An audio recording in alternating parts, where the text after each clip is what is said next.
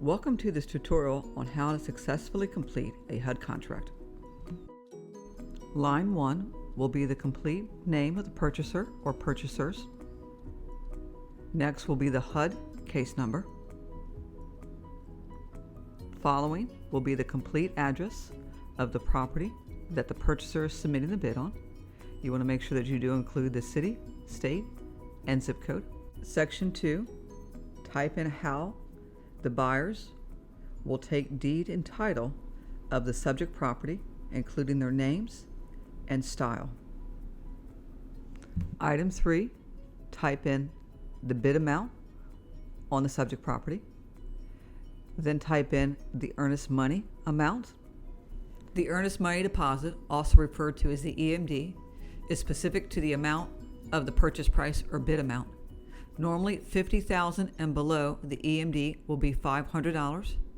$50,000 and above the EMD will be $1,000, except for Matt Martin. Matt Martin's EMD is for $50,000 and one above would be 1% of the sales price, not to exceed $2,000. All earnest money deposits, EMDs, must be in the form of a cashier's check, certified fund, or money order. You will then want to type in who is holding the earnest money deposit, and that's going to be either the buyer select closing agent or the listing broker. You want to make sure that you're specifically stating the name of the buyer select closing agent or the listing broker. Section 4 is selecting the type of financing the purchaser will use, conventional or FHA, 203B with repair escrow, or 203K. You will not need to type in the down payment information. However, you do want to put in what the escrow amounts are for the property if it's a 203B with repair escrow or a 203K. Escrow amounts can be found on the HUDhomestore.com on the property specific page under the addendum tabs. You will then be redirected to a hyperlink.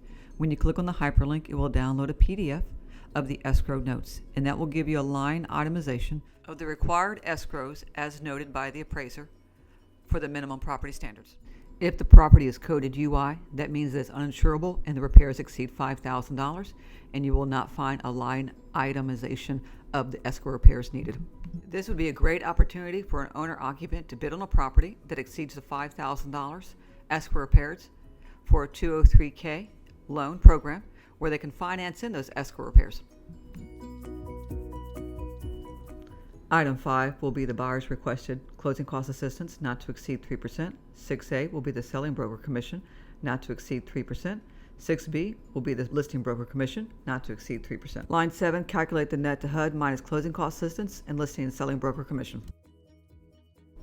Section 8, you will select the type of purchaser placing a bid on the property. Section 9 will be the number of closing dates.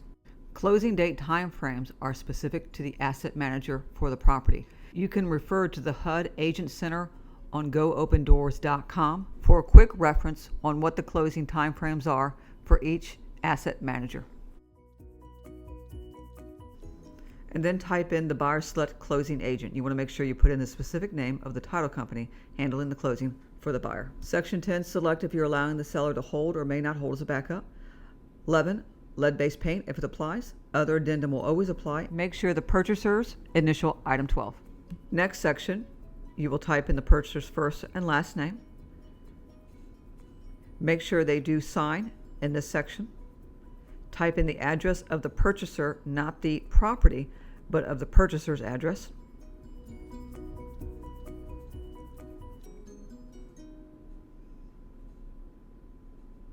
Type in the social security number of each purchaser for the property.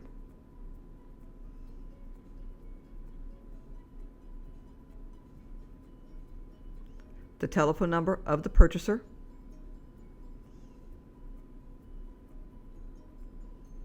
The date the purchaser is signing the contract. Next section, we'll be putting in the real estate company's information. This is not the information for the selling agent.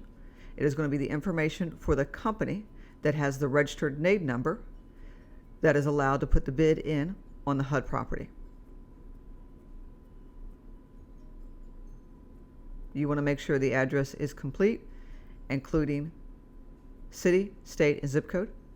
Next section will be the broker's EIN or social security number, the broker's registered NAID number,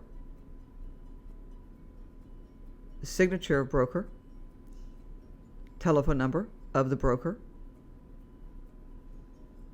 Next section is where the actual selling agent will put their contact information in, including telephone number. And you want to make sure that your purchaser is initially, and you're putting in the HUD case number of the condition sale, which is on the back of the HUD contract. Thank you for joining us today on this instructional video on how to successfully complete a HUD contract. For more information, please visit goopendoors.com.